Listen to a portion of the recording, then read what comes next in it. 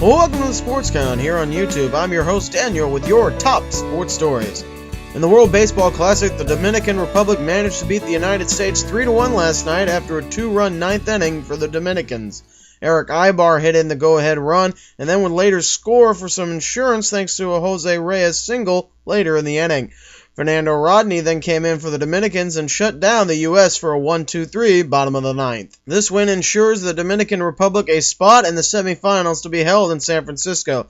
They joined the WBC's two-time winner Japan and the Netherlands. Meanwhile, Team USA has to play Puerto Rico tonight for the last spot available in the semifinals.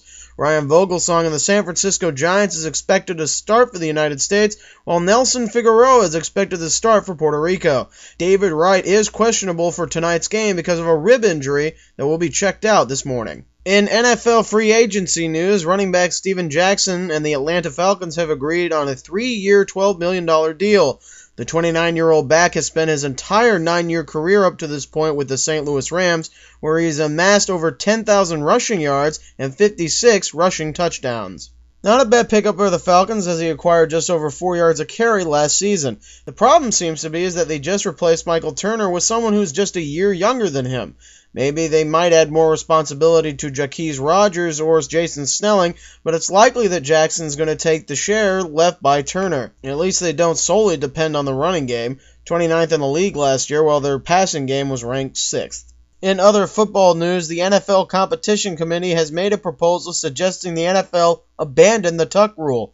The proposed rule change calls for the play to be called a fumble when the quarterback loses control of the ball when bringing it back to his body after a pump fake. The league owners will vote on this along with 5 other proposed rule changes at the NFL owners' meetings, which start Sunday. The tuck rule gained considerable attention after an AFC divisional playoff game between the Oakland Raiders and the New England Patriots in January of 2002.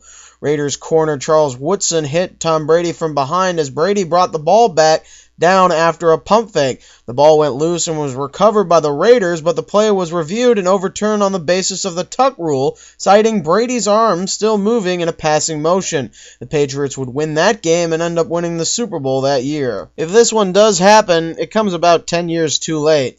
This was a stupid rule in the first place and needs to be closed right away. Sure, it doesn't take away from the fact the Raiders were screwed, and then the Rams and Spygate, but it will fix a glaring loophole that quarterbacks can't exploit anymore. Finally, something not going the quarterback's way. For more on the rules of how you can't touch a quarterback anymore, follow me on Twitter at thesportsconsf. You can also follow me at thesportscon.blogspot.com. I'm Daniel saying, quarterbacks, go tuck yourself, and good night.